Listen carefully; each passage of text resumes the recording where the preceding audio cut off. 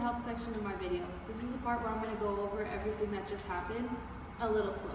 I'd just like to start by saying the idea behind my video is more to be a how-to guide rather than your traditional how-to, being that if you're doing a job like this on a car like this, you probably have some prior experience doing pad and rotor replacement. The first one is this clip of the frunk, and we're pulling this side compartment piece out. This is where the key belongs. Make sure you check the compartment in the front before you begin. So this clip here is going to be the one where I'm showing under the car and it looks really random, but what I'm actually trying to show you is that there is a square jacking point that you should be looking for in order to jack up the car correctly.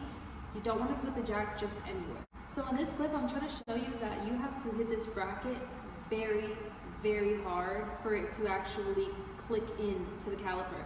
So do not be shy when you're giving that thing a smack. So I show you two clips in this video where there are old parts off the car, and the reason I'm showing you these is to give you a sense of direction of how the pieces are supposed to go together. So in this first clip, I'm showing you the brake pad and the sensor, and so there's a specific orientation the sensor is supposed to go into the brake pad, but once it's in the caliper, it's kind of hard to see.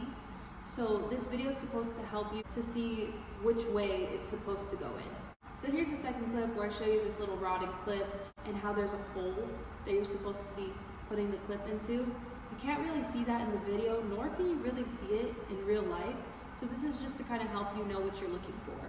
And to side note off of that, you may need to spin the rod in order to orient the hole so you can put the clip in correctly.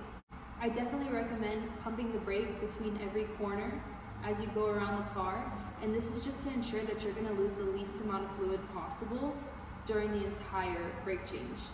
I would also like to note on that you should probably not press the pedal as fast as I did.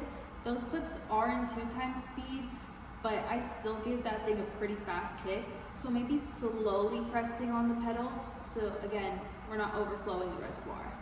And just to clarify, there are 4 sensors on both the front and the rear, and that's including the one with the red line on it that technically has 2. Make sure that you unplug and definitely replug every single sensor. You could definitely leave me some comments in this video, and I'm more than happy to go over any additional questions that come up.